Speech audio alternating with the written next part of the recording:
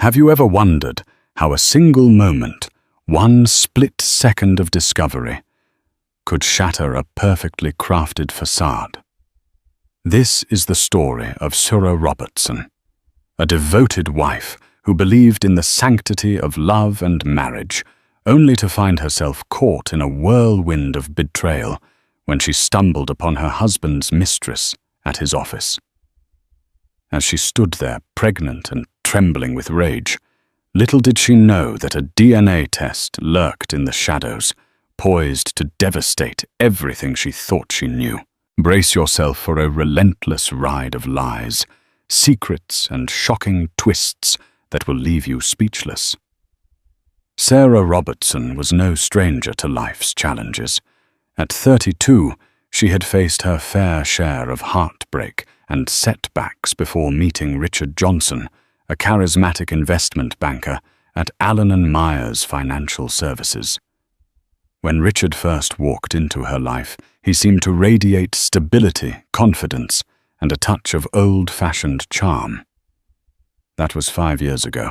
Today, Sarah was sitting by the large bay window in their suburban home, hands resting gently on her growing belly, reflecting on the blessing she was about to bring into the world. The house itself was a symbol of their mutual hard work, a 2-story brick home with a pristine lawn and carefully chosen decor. Friends would comment on how picture-perfect their life seemed.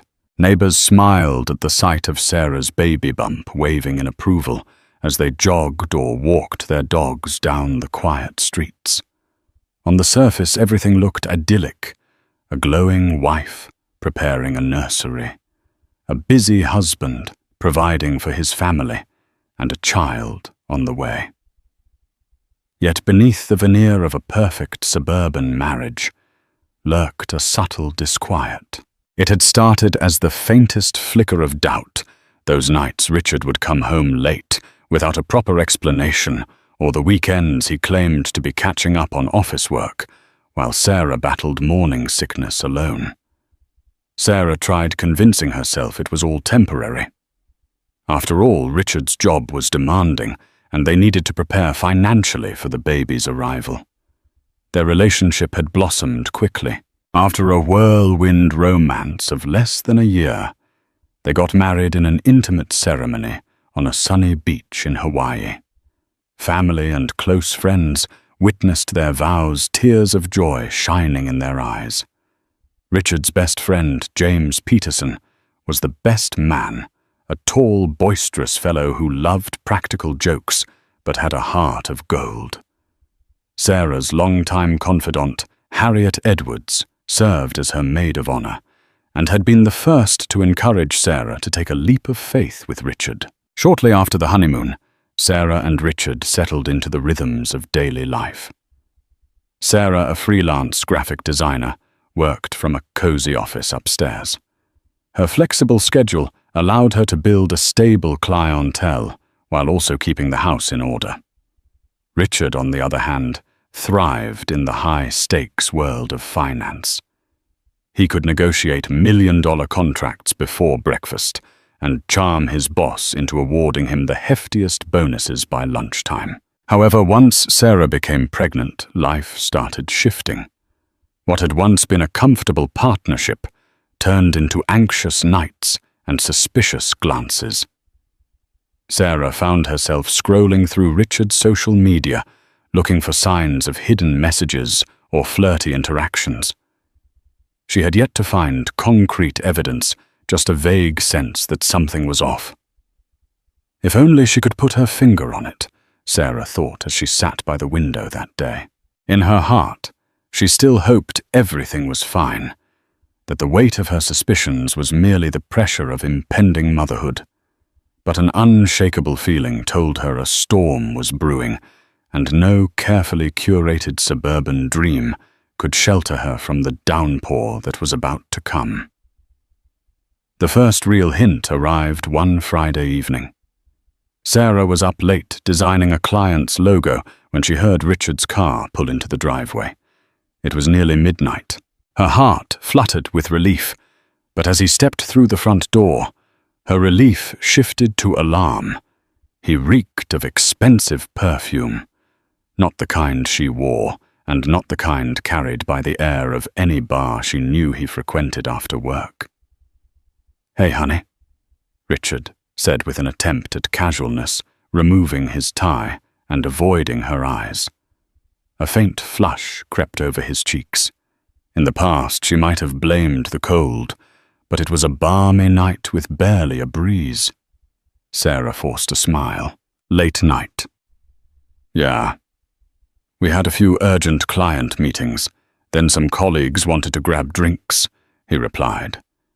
He kept his explanation succinct, offering no more details than necessary. It felt rehearsed. Curiosity flamed within her. She wanted to press for more details, names of colleagues, location of the bar, but she bit her tongue, not wanting to spark an argument. Pregnancy hormones had been causing tension lately, but deep down she suspected this apprehension was something else entirely. Sarah had enough experience with heartbreak to recognize the signs of evasion. Instead, she reached for a different approach. "You hungry? I kept dinner warm." Richard shook his head. "I'm beat. I'll just shower and head to bed." As he trudged upstairs, Sarah stood rooted to the spot, trying to steady her breath. The faint floral scent of someone else's perfume lingered like a ghost in the foyer. Suspicion took root, its tendrils wrapping around her heart. That night, she lay awake, her mind a battlefield of conflicting emotions. The next morning, Sarah decided to confide in Harriet. Over a cup of herbal tea at the local cafe, Harriet listened intently, her brow furrowed. They sat tucked in a corner away from the chatter of other patrons. Harriet was the kind of friend who would never sugarcoat the truth. She had been Sarah's companion through heartbreaks past, including Sarah's broken engagement nearly a decade ago. "Sarah, you have to trust your gut," Harriet said, her voice low yet firm. "If something feels wrong, it probably is. But I don't want to accuse him of anything without proof." Sarah replied anxiously, twisting her wedding ring. "He's under a lot of stress at work, and I know the baby is adding to his worries." Harriet sighed. "I get it. You don't want to start a fight or push him away. But you can't ignore the signs. Keep your eyes open."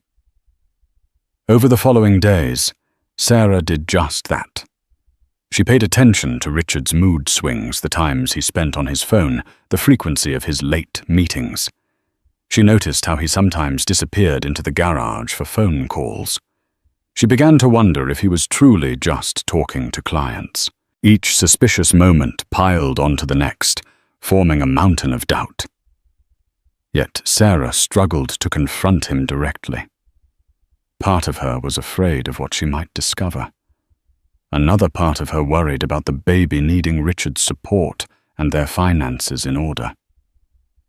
But little did she know that her suspicions were about to be validated in a far more dramatic way than she could have ever anticipated. It was a bleak Wednesday afternoon when everything came crashing down. Sarah had spent the morning at her obstetrician's office for a routine checkup. The doctor, Dr. Amelia Green, had assured her the pregnancy was progressing normally, and Sarah felt a wave of relief. She thought about surprising Richard at his office with lunch and news of the baby's healthy progress. After all, maybe Harriet was right. Maybe they just needed a little reconnection, something spontaneous to remind them of the love that existed before suspicion took hold. Clutching a paper bag with Richard's favorite tuna salad sandwich, Sarah drove into the city and arrived at Allen & Myers. She walked through the gleaming lobby, giving the receptionist a polite smile. The smell of polished floors and expensive cologne filled the air.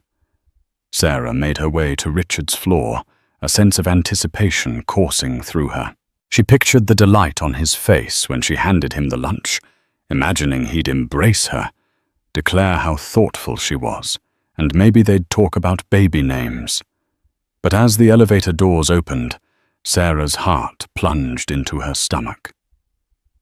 Standing by Richard's office door was a stunning brunette in a tight pencil skirt and a silky blouse, giggling as Richard gently brushed a strand of her hair off her face. They were so engrossed in each other that they didn't immediately notice Sarah's arrival. Sarah froze the blood draining from her face, her fingers gripping the paper bag like a lifeline. When Richard finally spotted her, he stiffened. The brunette's face twitched with surprise, and a subtle panic flickered in her eyes. "Sarah." Richard stammered, taking a step back as if the floor had turned to lava. "What are you doing here?" Sarah opened her mouth to speak, but nothing came out. She was paralyzed by the unspoken truth hovering in the room. At last she found her voice. "I wanted to surprise you with lunch, but I see you're already occupied." The woman's nameplate on her desk read, Christine Monroe, and Sarah recalled Harriet mentioning a new hire in Richard's department.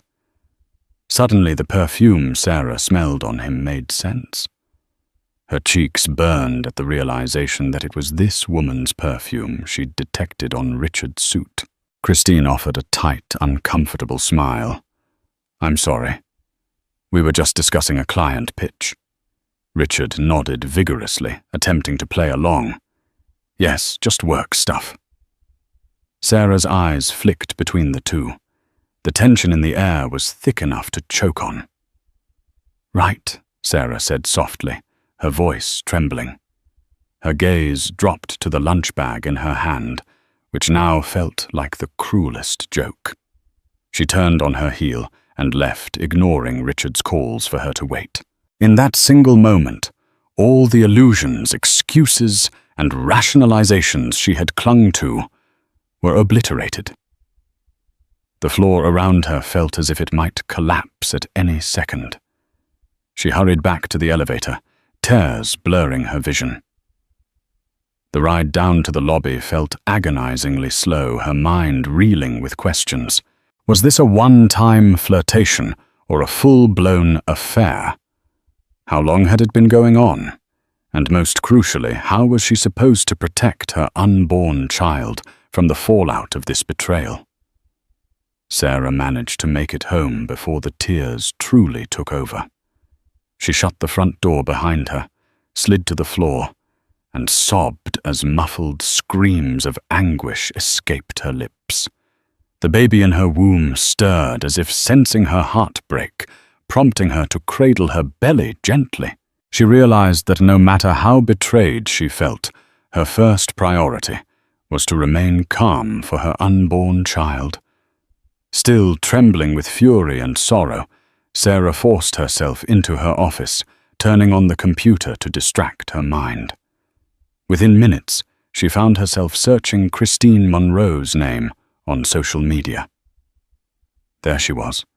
Glamorous photos, multiple posts about late nights at the office, each one racking up likes and flirtatious comments. Sarah's stomach churned at the pictures Christine posing in chic outfits, always sporting that same indulgent smile.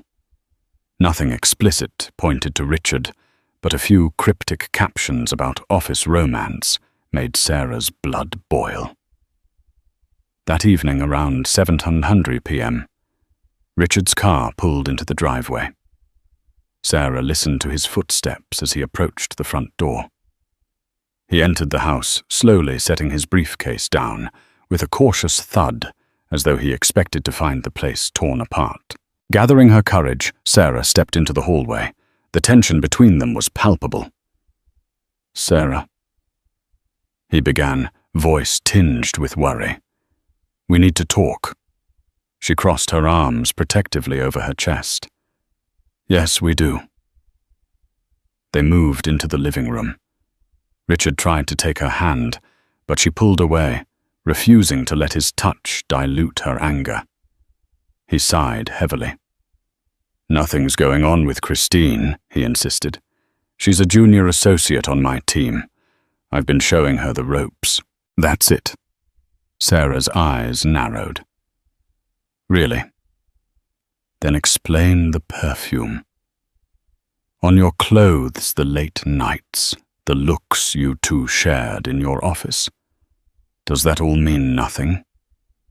He opened his mouth to retort, but fell silent, seemingly at a loss for words. That hesitation spoke louder than any confession. Sarah swallowed hard, tears threatening to surface again. "Look," Richard muttered finally. "I admit things got complicated.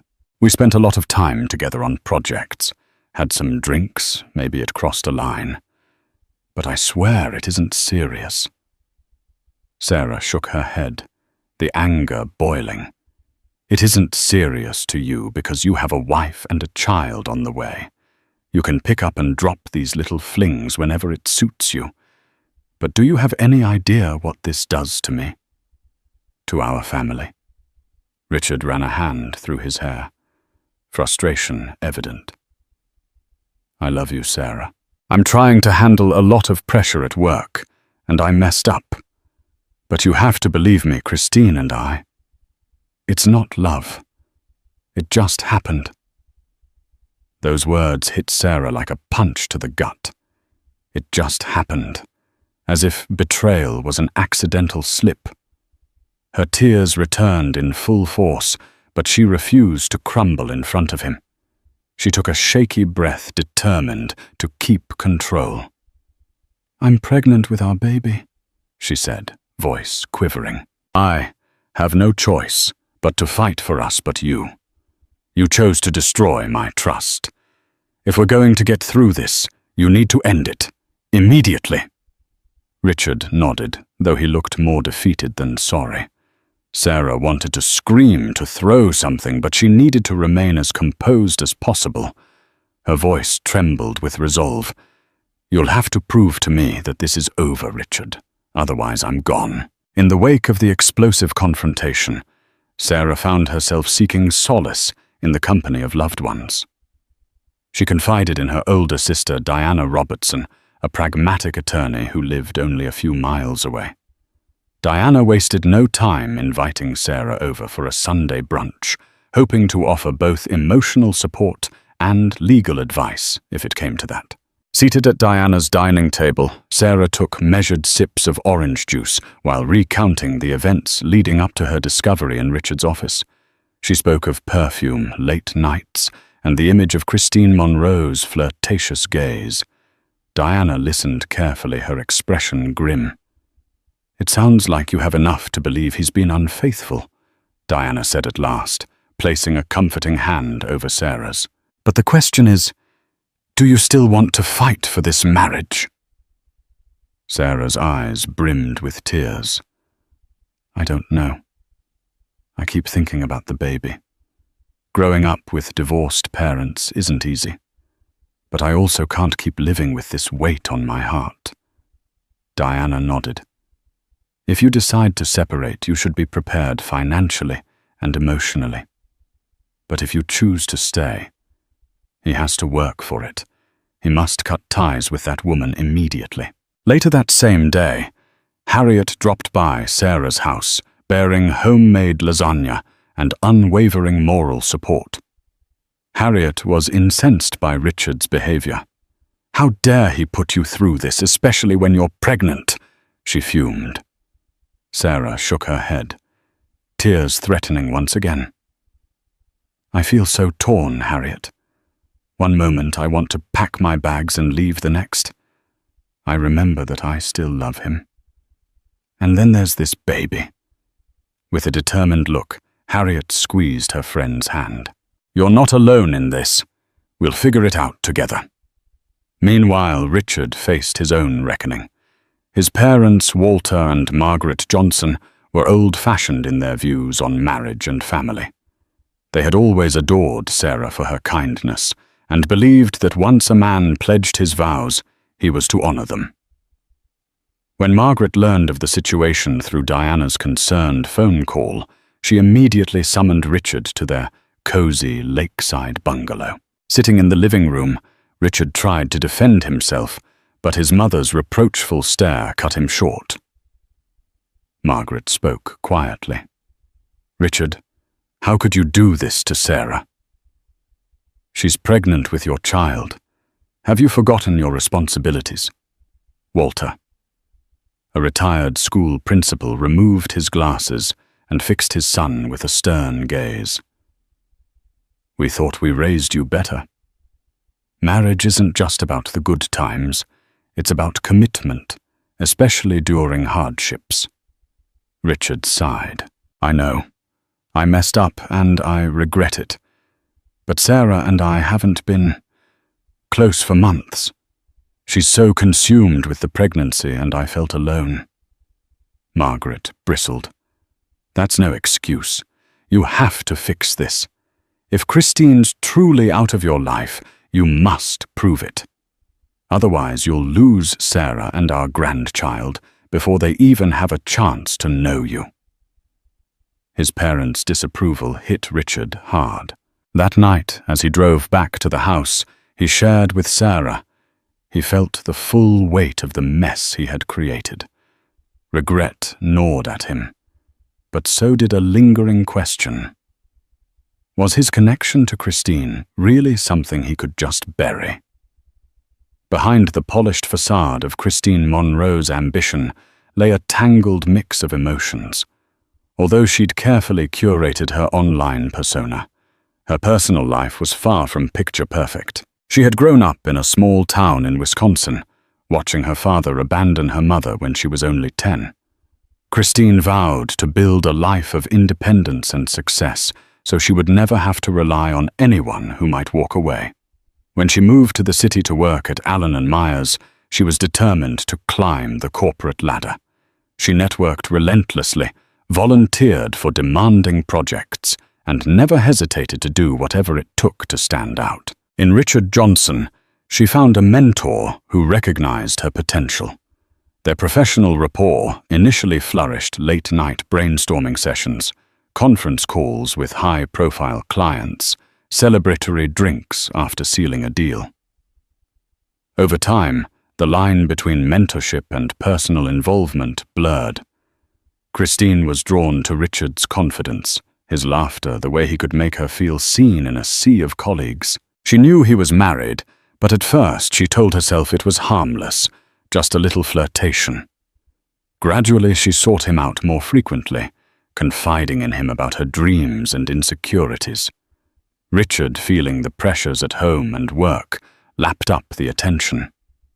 Soon, stolen glances became lingering touches, and the occasional after-work drink turned into an intimate rendezvous.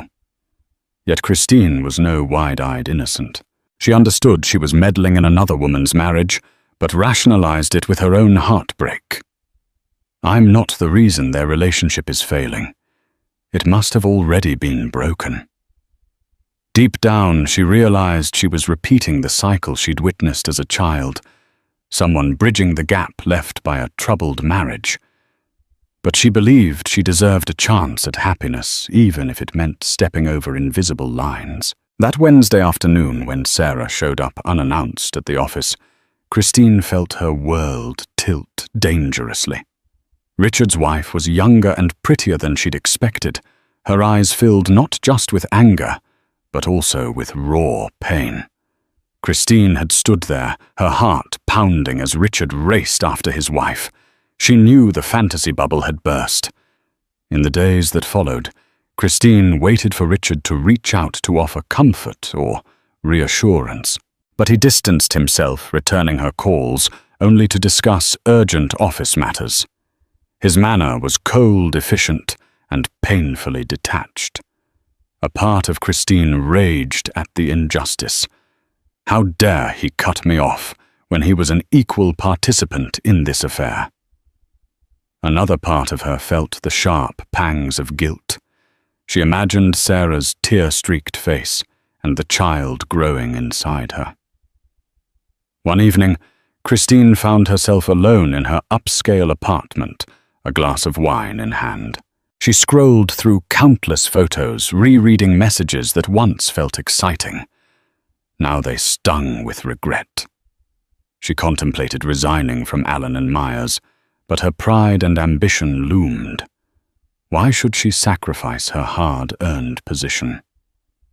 Thus a storm brewed within Christine Monroe, a conflict between her desire for professional success, her lingering feelings for Richard, and her conscience nagging her about the pregnant woman she had wronged.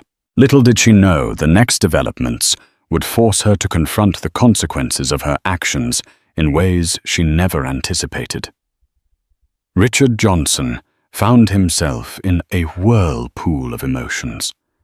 Each morning, he woke up beside Sarah, feeling the tension coil around them like an invisible rope tightening with every passing day.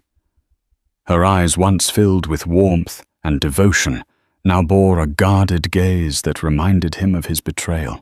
He tried to be attentive, waking early to brew her decaffeinated tea offering to drive her to doctor's appointments. But the unspoken accusation hung in the air. Work offered little respite. The once invigorating environment of Allen and Myers felt suffocating. Colleagues whispered about trouble in his personal life, and he couldn't escape Christine's presence. She still excelled at her job, commanding attention and respect from clients. When their paths crossed, an awkward silence replaced the friendly banter they once shared. He'd murmur a quick hello, avoid her eyes, and bury himself in spreadsheets or phone calls. Yet he was haunted by memories of her laughter and the closeness they'd shared. Richard's best friend, James Peterson, tried to intervene. James, who had known Richard since college, invited him out for a beer in hopes of getting him to open up. They ended up at O'Malley's pub, a dimly lit bar where the echo of clinking glasses and murmured conversations created a familiar backdrop. After a swig of beer, James leaned forward, concern etched on his face. "Rich, what's going on?" "You're a mess. Talk to me." Richard sighed heavily, rolling the cool bottle between his palms. "I messed up big time, James. Got involved with Christine, and Sarah caught us. She's pregnant, man. What kind of person does that to his pregnant wife?" James shook his head, empathy and reprimand mingling in his expression. "I'm not here to judge you, but you gotta fix this. Sarah's a good woman, and you're about to be a father." Richard nodded, a wave of guilt washing over him. "I know. I love her. I felt like we weren't connecting, and Christine was there offering some excitement. I never meant for it to go this far." "That's the problem," James replied softly. "You might not have meant it, but it happened. Now you have to choose which path you're going to take, and be ready to deal with the consequences." Consequences. The word settled heavily in Richard's chest. He thought about the baby, a tiny heartbeat that he had once eagerly anticipated hearing at every ultrasound. The idea of not being part of that child's everyday life terrified him. He imagined empty cribs and lonely nights in a half-furnished apartment if Sarah kicked him out. The vision stabbed at his heart. On the drive home, Richard pondered his options. On one side there was Sarah and their unborn child, a family that once represented hope and stability. On the other side there was Christine, dangerously appealing, yet complicated the living embodiment of a mistake he could not take back. Perhaps if he truly ended it with Christine, he could salvage his marriage. But a sneaking question remained. Would Sarah ever truly forgive him? Richard gripped the steering wheel, his mind whirling with regret and longing. He knew time was running out. Every day he delayed taking decisive action, he risked losing the life he once cherished. A month passed, steeped in tension and guarded conversations. Sarah's suspicions simmered, despite Richard's half-hearted attempts to show he was done with Christine. The situation came to a head when Harriet introduced a startling question. "Are you absolutely sure the baby is Richard's?" At first, Sarah was offended by the suggestion, but Harriet raised an uncomfortable point. Richard's unwavering suspicion that the baby's due date seemed off. Indeed, Richard had once casually mentioned that he couldn't recall Sarah's exact last menstrual period date. As if the stress of the affair wasn't enough, the spectre of doubt about paternity cast a new cloud over their already shaky relationship. Sarah felt both insulted and fearful. She'd never been unfaithful, but the seeds of uncertainty had been planted. Caught in a storm of worry, Sarah decided to take control of the narrative. She approached Richard with a proposition, a prenatal DNA test. "Let's settle this once and for all," she said, arms crossed defensively. "I have nothing to hide, and if it'll give you peace of mind, then so be it." Richard hesitated. On the one hand, if he learned the baby was indeed his, it might force him to face his guilt with no room for denial. On the other hand, a tiny part of him fed by his own insecurities wondered if Sarah had grown closer to someone else during their marital distance. The tension between them and the consistent presence of Harriet or Diana in Sarah's life gave him irrational twinges of jealousy. Eventually, he agreed. They went together to a specialized prenatal clinic recommended by Diana. The process was straightforward, a simple blood draw from Sarah and a cheek swab from Richard. The results would take a week, and those 7 days felt like an eternity, suspended in doubt. During that week, Sarah struggled with waves of anxiety.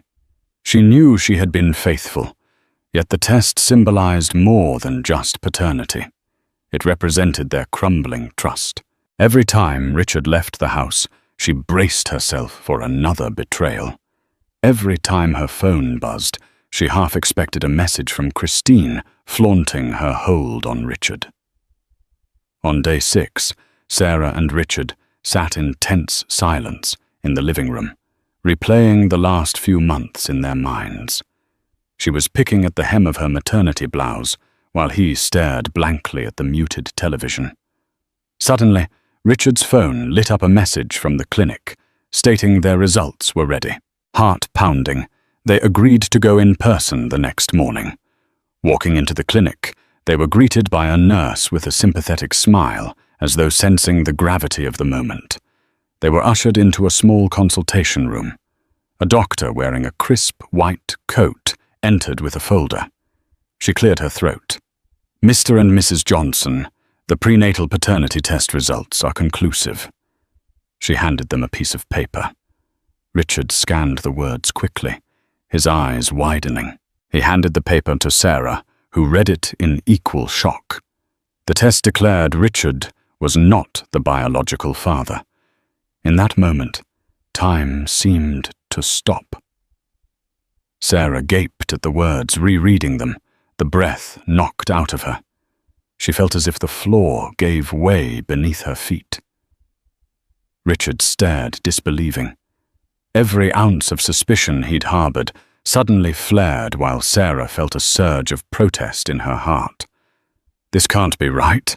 This is impossible." Sarah left the clinic in a daze, tears streaming down her cheeks. Richard marched beside her, his face a mixture of triumph and pain, as though he'd been both vindicated and mortally wounded. The drive home was excruciating. Neither spoke the silence broken only by the hum of the engine. As soon as they stepped into the house, the accusations flew. "What the hell, Sarah?" Richard roared, slamming the front door shut. "You said you had nothing to hide." Sarah, reeling, fought to steady her voice. "I don't know how this happened. I swear I wasn't with anyone else." "Don't lie," he snapped, tears brimming in his own eyes. "The test is conclusive." "Sarah, conclusive." She gasped, feeling the walls of her world crumble. Was the test faulty? Could there have been a mix-up at the lab? She struggled to articulate her confusion, but Richard's rage was relentless. "I stood by you," he snarled. "I tried to fix this marriage, even after my mistake. And now I find out you betrayed me." Sarah trembled, pressing her hands over her ears as if to block the harrowing words. "Richard, please. I didn't cheat on you. I can't explain the result, but I'm innocent." Richard gave a hollow laugh. "Innocent? You're telling me the lab made a mistake?" "That's far-fetched, Sarah." Overwhelmed and desperate, Sarah grabbed her phone and called Diana. Barely able to articulate the horror of the situation, within minutes Diana arrived and tried to mediate. Richard showed her the test results, his hands shaking. "It's legally binding, Diana. The doctor said it's as accurate as it gets. So either my sister is lying or there was a lab error." Diana studied the document, her eyes narrow. "We need a second opinion. This result is too bizarre. Sarah swears she's been faithful." Richard snorted, grabbing a duffel bag from the closet. "Sure, get another test," he said, "but I'm not sticking around to see how this soap opera ends." Sarah's heart shattered as she watched him pack. She wanted to beg him to stay, to trust her. But what words could she possibly offer now? She was as perplexed as he was. As Richard walked out the door, an icy realization settled over Sarah. Not only had her husband possibly ended their marriage, but her child's paternity was in question, and she had no logical explanation. She sank to the floor, Diana rushing to her side. Diana held her, stroking her hair. "We'll sort this out. We'll get an independent lab to verify. But for now you need to rest." That night, Sarah cried herself to sleep, unable to shake the sense of betrayal from both sides, her husband's affair with Christine and his refusal to believe in her fidelity. Meanwhile, Richard took refuge at James Peterson's place, wrestling with questions he never thought he'd face. Who was the father of Sarah's child, if not him? And could there be any truth to her pleas of innocence? A week later, Sarah arranged for a second DNA test through a reputable lab recommended by Harriet's cousin, a nurse practitioner. The results wouldn't be back for another 10 days, leaving her in agonizing suspense. Her emotions swung between despair and determination. Each kick from the baby felt like a reminder of the child she loved unconditionally, even if the entire world doubted her story. Richard, still living at James Peterson's apartment, found himself torn. He tried to immerse himself in work, but the tension with Christine in the office escalated. She cornered him in the break room one afternoon, eyes filled with curiosity and concern. "I heard rumors about a paternity test," she said, setting down her coffee mug, "and that you moved out." Richard exhaled heavily. "It's complicated, Christine." Christine studied him for a moment, her brow furrowed. "Look, I'm not here to guilt you, but if you need someone to talk to, I'm willing." He gave her a tired look, recalling how her presence had once offered an escape. Now it just reminded him of everything unraveling in his life. "Thanks, but I'm fine," he said, turning to leave. During his solitude, Richard spent a lot of time reflecting on his marriage. Memories of Sarah's radiant smile at their wedding, the first time they heard the baby's heartbeat, and the countless moments of shared happiness haunted him. He'd betrayed her first, yet now he felt equally betrayed, his trust shattered by a lab result. Still, a small voice whispered, "What if she's telling the truth?" Unsure of what he wanted, Richard called Sarah one evening. She answered, her voice subdued but laced with longing. There was a moment of silence before he spoke. "How are you holding up?" She inhaled shakily. "It's hard. The house feels empty without you." His chest tightened. "Look, I'm still angry and confused, but I'm open to talking. Maybe we can meet for coffee?" Sarah agreed, her heart cautiously hopeful. They decided on a small café, Le Petite Rose, the place where they'd had their first date. The next day they sat across from each other, the gentle hum of other patrons providing a comforting background. Sarah broke the ice. "I appreciate you meeting me. I know things look bad, but I promise I've been faithful.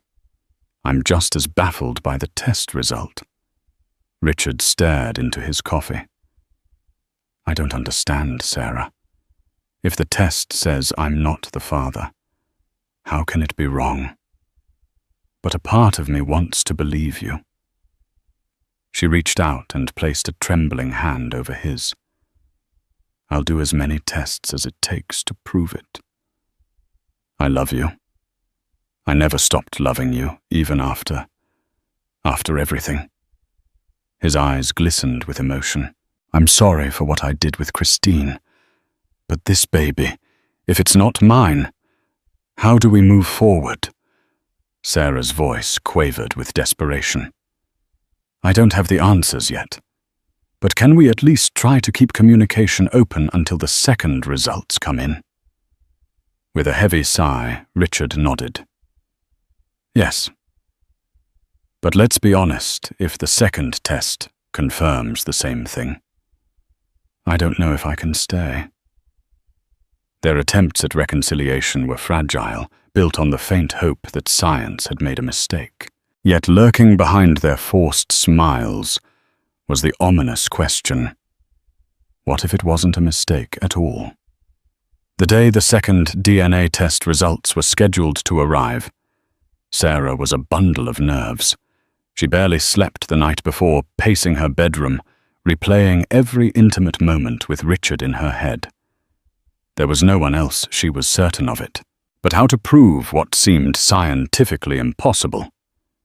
Diana accompanied her to the lab, the same official building with sterile white walls and fluorescent lights that buzzed overhead.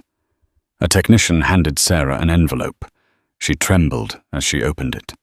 Diana's grip on her shoulder tightened in solidarity. Sarah's breath caught in her throat. The second test yielded the same verdict: Richard was not the father. The paper shook in her hands as she mutely handed it to Diana. The disbelief on Diana's face mirrored Sarah's own. "This doesn't make sense," Diana mumbled. "You've never been with anyone else, right?" "No, never." Sarah whispered, tears welling up. She felt trapped in a nightmare that defied reason. They returned to the car where Sarah broke down in sobs. Diana tried to console her. "We need to get a lawyer involved. Maybe they made a mistake, or the lab is confusing the samples." Sarah's tear-stained face contorted with anguish. "2 labs, 2 identical results. How is that even possible? Unless—" Her voice trailed off. "Unless what?" Diana pressed. Sarah's mind raced. Could she have had a rare medical phenomenon like chimerism, where her own DNA conflicted with the baby's? She'd once read an article about it. But that was exceedingly rare, almost unheard of. Still, she clung to that faint possibility like a lifeline. Diana, ever the pragmatic attorney, insisted on a meeting with a genetic counselor to explore any medical explanations. In the meantime, Sarah had to break the news to Richard. She dreaded the conversation, fearing it might be the final nail in the coffin of their marriage. That evening, Sarah found Richard waiting for her on the front porch when she got home, having sensed the results would arrive. One glance at her tear-streaked face, and he knew. She handed him the envelope, and a fresh wave of anger mixed with heartbreak contorted his features. "I can't believe this," he muttered, scanning the paper. 2 tests, the same result. You lied to me, Sarah. All this time playing the victim when you're the one. He stopped himself, as though speaking further might break him completely. She grabbed his arm, her own tears flowing. Richard, I swear I didn't cheat on you. I don't know what's happening, but I'm going to find out. Please just give me time.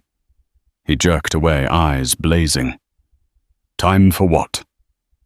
To concoct another story I tried to reconcile. I tried to believe you. But facts are facts. She sank to her knees, sobbing in the twilight glow that bathed the porch. I'm telling the truth, she whispered desperately. For a moment Richard hesitated, torn between compassion and betrayal. Finally he let out a strangled sigh. I'm sorry, Sarah. I can't do this anymore. He walked away, leaving Sarah crouched on the wooden boards, her heart cracking open. The only consolation, the faint flutter of the baby in her womb. Little did either of them know the biggest twist was yet to come. The rain had started just before dawn. Light at first, then heavier, soaking the city in grey melancholy. Sarah sat by the window, cradling her swollen belly, staring out at the wet streets that reflected a world just as muddled as her thoughts. A week had passed since the second paternity test had crushed her, with the same unbearable result. Richard is not the father. But how could that be? She hadn't been with anyone else. Not emotionally, not physically. The accusation alone had been an earthquake. The confirmation a landslide. Each day she had carried the weight of disbelief like a second pregnancy inside her. Her appetite had all but vanished. Her smiles were hollow, offered only to reassure Harriet and Diana that she was okay. But she wasn't. She was barely holding herself together. It was Harriet who pushed her to keep asking questions. If you're certain, then the science is wrong. And science doesn't like to be wrong. Find the flaw. That simple statement lit something inside Sarah. A flicker of stubborn fire. She wasn't ready to give up on her truth. So on a foggy Wednesday morning, she booked an appointment with Dr. Patricia Langley, a respected genetic counselor with decades of experience. Harriet insisted on going with her. You're not walking into that room alone. Not after everything you've survived. At the medical complex, Sarah clutched her file of lab reports, her heart pounding so loud it drowned out the sterile hum of the clinic. The waiting room was unremarkable, beige chairs, motivational posters about family health, a faint scent of antiseptic. But to Sarah, it felt like a courtroom, a place where maybe the truth would finally be heard. When they were called in, Dr. Langley greeted them with calm eyes and a firm handshake. She was in her early 50s, with graying curls tucked into a bun and a demeanor that inspired both authority and compassion. Sarah launched into her story 2 paternity tests, both negative. A marriage on the brink. A man who had cheated, but who also believed she had too. And a child growing inside her, now clouded by a question mark that no mother should have to endure. Dr. Langley listened without interrupting. Then she leaned back, fingers steepled thoughtfully. And you're certain there's no possibility of another biological father? Sarah met her eyes. Absolutely. I swear on my life. Dr. Langley nodded slowly. Then we explore other explanations. Rare ones. But not impossible. She began explaining something Sarah had only seen in a scattered few medical articles, confined placental mosaicism. In rare cases, Dr. Langley said, turning a notepad toward them, the placenta, the tissue we use for many prenatal tests, contains a different set of DNA than the actual fetus. So a test done on maternal blood or placental DNA can misidentify paternity. It's not the norm, but it's been documented. Sarah's breath caught. You're saying the test could be wrong? Not because the lab made a mistake, but because my body gave them the wrong sample. Precisely, Dr. Langley replied. The test may have measured genetic material from the placenta instead of the baby. Harriet leaned forward. Can this be proven? With further testing, yes. But the most definitive answer would come after birth from a postnatal paternity test directly on the baby's blood. Sarah felt a jolt of hope so strong it nearly knocked the breath from her lungs. Finally, something that made sense. Something she could fight with. She clutched her belly, her baby kicking softly against her hand, as if he too understood that a truth long buried was beginning to surface.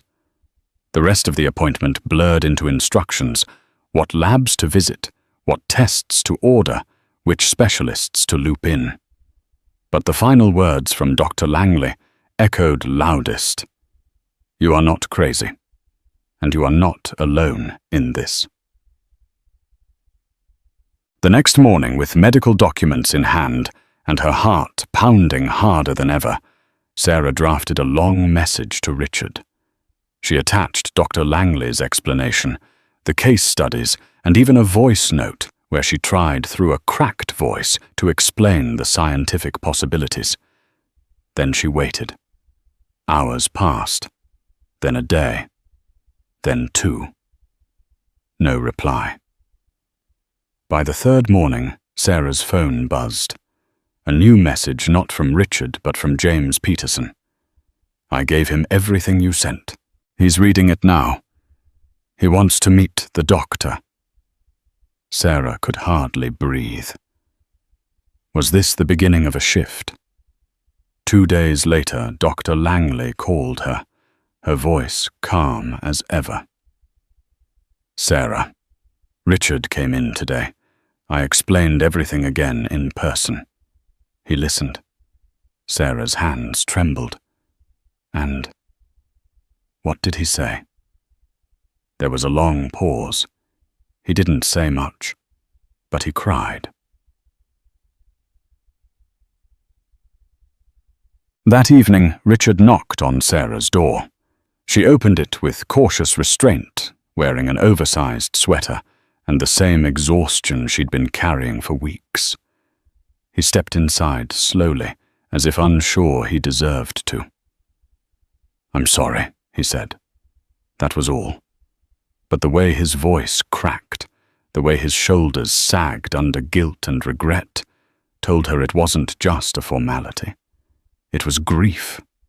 Grief for the way he'd accused her, for not believing in her when she'd most needed it, for choosing doubt over love. I was wrong, he continued. So wrong. I let my own betrayal blind me to your truth. You told me again and again, and I walked away.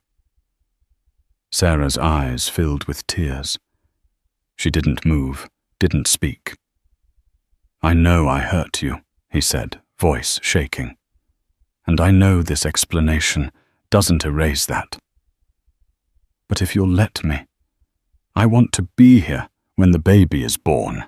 I want to take the postnatal test, and if it confirms I'm the father, I want to earn my place again, as a dad. Maybe someday. As your husband. For the first time in weeks, Sarah allowed herself to feel something other than sorrow. She didn't smile, but she nodded. Slowly. I'll let you be there, she whispered. But Richard, this doesn't mean everything is fixed. We have a long way to go. I know, he said. But I'll walk every step of it.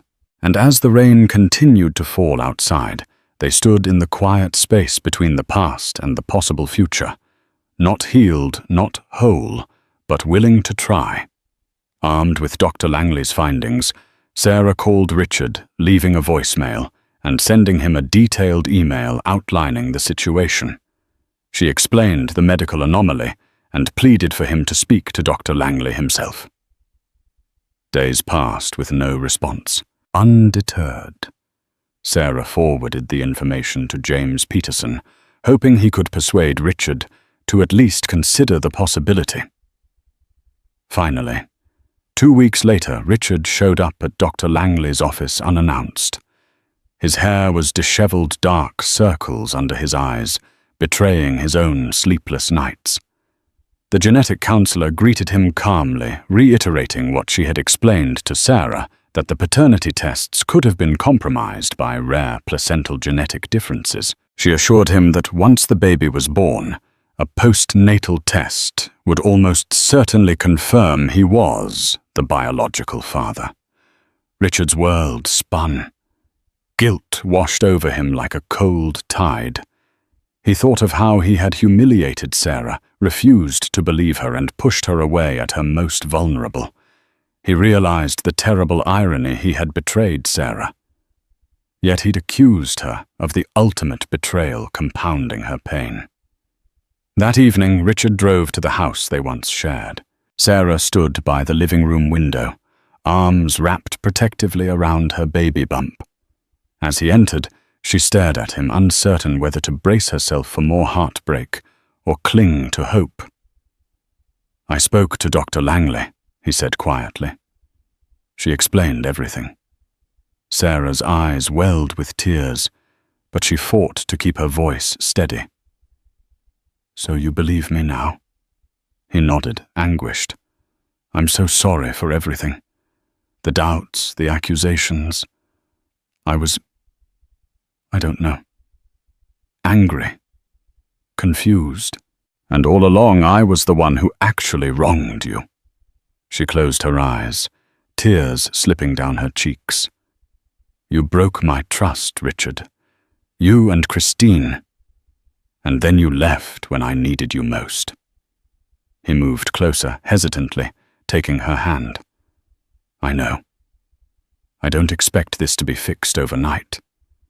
But if there's any chance of rebuilding, of starting fresh for the sake of our baby, I'm begging for it." Sarah studied the desperation in his eyes. She thought of the endless nights she'd cried alone, the heartbreak she endured while pregnant. Could she forgive him? Could they rebuild their lives on the ashes of betrayal? "I need time," she whispered. "I need you to show me you've really changed." Richard nodded, tears in his own eyes. "I will. Whatever it takes." In the months that followed, Richard underwent individual therapy to confront the root causes of his affair. They also attended couples counseling, facing their problems head-on rather than burying them under resentment. Christine Monroe requested a transfer to another branch of Allen & Myers, seeking a fresh start. Her departure cleared some of the tension at Richard's workplace, though the guilt would linger for both of them. Finally, the baby arrived, a beautiful boy. They named Daniel. The moment Richard held his son for the first time, tears of joy and regret mingled on his face. A postnatal paternity test confirmed beyond any doubt that Daniel was indeed Richard's child. It was a bittersweet vindication for Sarah. They weren't magically healed. Rebuilding trust was a gradual, painstaking process. Late-night arguments still flared old wounds, still ached, but a mutual determination to move forward for the sake of Daniel guided them. Some days they felt the old spark of love that had once brought them together. Other days they wrestled with ghosts of betrayal. Yet in their child's innocent smile, they found a reason to keep trying. And so their life carried on, not as the immaculate suburban fairy tale Sarah once envisioned, but as a more complex tapestry, woven from heartbreak, hard truths, and hope.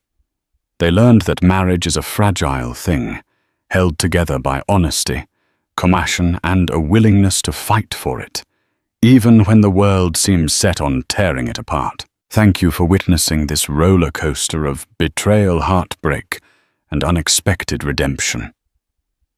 Sarah's ordeal reminds us that even the strongest relationships can be tested by deception, doubt, and cruel twists of fate. Richard learned the hard way that straying from trust can unravel everything you hold dear. Meanwhile, Sarah discovered that love, though resilient, requires constant nurturing and unwavering honesty. If this story moved you or kept you on the edge of your seat, please show your support. Like, share, and subscribe to our channel for more captivating real-life drama fiction. Your engagement helps us create more stories that delve into the human heart, exploring the full spectrum of love, despair, and second chances. Join our community. Add your thoughts in the comments. And together, let's explore the powerful journeys that shape us, one story at a time. Eleanor Carter never imagined her life would spiral into a whirlwind of heartbreak, betrayal, and unspeakable survival. One fateful night, cast out on the cold, unforgiving streets, she found herself giving birth in an empty alley with no help in sight. Her millionaire ex-partner, Adrian Davenport, was nowhere to be found. Yet destiny had other plans. Months later, they would come face to face again, but this time under the glaring lights of a courtroom, with the relentless echo of a judge's gavel thundering in the background. Prepare for an unforgettable journey entwined with secrets, scandals, and a relentless quest for justice that will keep you on the edge of your seat. Elena Carter had grown accustomed to the noises of the city, the taxi horns, distant sirens, and the electric hum of street lamps. But on this particular night, every sound felt amplified. The cold seeped through her tattered coat, chilling her to the bone. Tears streamed down her cheeks as she clutched her swollen belly. She stumbled through the dark alley, breath coming in quick, shallow gasps, searching for any sign of help. Her mind raced with a single, frantic question. Where is Adrian? He had promised to be there for her, to protect her and their unborn child. But as her due date approached, the phone calls stopped and the texts never came. The man who once swore his undying love vanished without a trace. At first, Elena believed he was busy handling the affairs of Davenport Holdings. Adrian was, after all, the youngest heir to a formidable business empire. He spent his days attending endless meetings at the family firm's head office in Chicago's Loop, dining with politicians and rubbing shoulders at exclusive galas. She brushed aside her doubts, clinging to the idea that once his work settled, he would return to her side. But here she was alone in labor and desperately hoping for a miracle.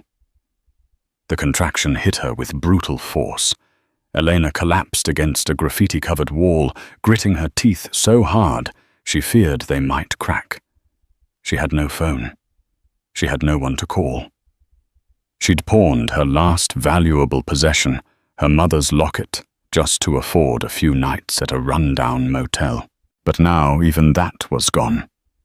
She looked up and down the deserted alley, praying someone might pass by. Her pleas were swallowed by the roar of an approaching train overhead. In that suffocating moment, Eleanor realized she would have to deliver her baby by herself. Panic seized her heart, but a fierce maternal instinct also flooded her veins. She forced herself to breathe, to remember the techniques she'd read about months ago. As another contraction racked her body, Eleanor screamed into the darkness. She felt the baby descending, a sensation both terrifying and miraculous. She removed her coat, spreading it on the cold, damp pavement. The city's neon glow illuminated the graffiti around her, and she felt for a fleeting second that this heart-breakingly surreal scene might be the end of her. But she pushed forward, determined to bring her child into the world, no matter the cost. A sudden wave of relief swept over Elena when she heard a faint voice from the mouth of the alley. An elderly man, who introduced himself as Mr. Harold James, wearing a threadbare trench coat, had heard her cries. Under normal circumstances, he might have hurried on, fearful of city dangers, but something compelled him to step forward. Crouching beside Elena, he offered nothing more than a few words of encouragement, and trembling hands he admitted he knew next to nothing about childbirth. But in that moment, compassion was all Elena needed. With Harold's help, she tore open the hem of her dress to fashion makeshift swaddling cloths. Every nerve in her body felt aflame. She let out a raw, guttural scream. And then finally a new voice joined the piercing cry of her newborn daughter. Elena cradled the tiny infant against her chest, tears mingling with the sweat on her face. Harold rummaged through his pockets, eventually producing a clean handkerchief to gently wipe the baby's face. In the faint glow of a flickering streetlight, Elena cast at her child a rush of love, overwhelming the pain and desperation. She whispered a single name: Hope. In the days that followed, Eleanor's world was a fragile balancing act between survival and caring for her newborn. Mr. James, true to his unassuming kindness, led Elena to a makeshift shelter hidden beneath the overpass. The shelter, run by a small non-profit, offered warmth and anonymity. Two things she desperately needed. She tried to contact Adrian, but the line she had for him was constantly busy or disconnected. When she called Davenport Holdings, she was met with polite yet dismissive secretaries who claimed they had never heard of her. During those sleepless nights while cradling hope close, Eleanor wondered what she had done to deserve such abandonment. And yet she clung to a slender thread of optimism. Adrian was a man of ambition, recognized as a wunderkind in the financial world, a graduate of Harvard Business School, a subject of numerous articles in Forbes and The Guardian. He was adored by the public for his philanthropic endeavors and charm. Elena reasoned that the man she knew, gentle caring, couldn't have simply disappeared on purpose. But as she discovered an outdated newspaper article featuring Adrian at the Ritz-Carlton Gala with another woman on his arm, her doubts exploded into heartbreak. Had he truly replaced her? Or was there something deeper at play? The shelter manager, Teresa Alvarez, took pity on Elena's plight. She reached out to local charities, including one run by the city's Department of Human Services, in hopes of securing more permanent assistance for Elena and her newborn. The endless forms and administrative hoops felt like navigating a labyrinth. But Elena's determination never wavered. Between feedings, Elena poured every ounce of energy she had into finding work. Most potential employers turned her away the moment they saw her baby in tow. A sympathetic waitress position offered by a local diner was short-lived when Hope developed colic, and Elena's frequent absences to soothe her daughter resulted in abrupt termination. At night, Eleanor often found herself awake, listening to the distant hum of late-night traffic, reliving the sweet memories with Adrian. She remembered the penthouse parties at the Drake Hotel, the spontaneous weekend trips to Napa Valley, and the times he used to whisper promises of a life filled with love and security. How could that same man leave her to fend for herself in the cold streets of Chicago? Desperation fueled her. She wrote letters addressed directly to Adrian's personal penthouse, even slipping one under the doors of Davenport Holdings. Silence remained her only reply. Behind the walls of Davenport Holdings, Adrian's world was equally tumultuous, though in a very different way. After his father's sudden passing from a heart attack, Adrian found himself in the crosshairs of board members, executives, and opportunistic relatives who all questioned whether he had the mettle to steer the Davenport empire. He spent long nights buried in financial reports, ironically unaware that just a few miles away, Eleanor was fighting to keep their newborn daughter fed and warm. Whenever thoughts of Elena surfaced, her radiant smile, her unwavering belief in him, he tried to dismiss them. The memory of their argument, the hurt on her face as he walked out the door, weighed heavily on him. Yet he convinced himself he was doing the right thing by focusing on the business.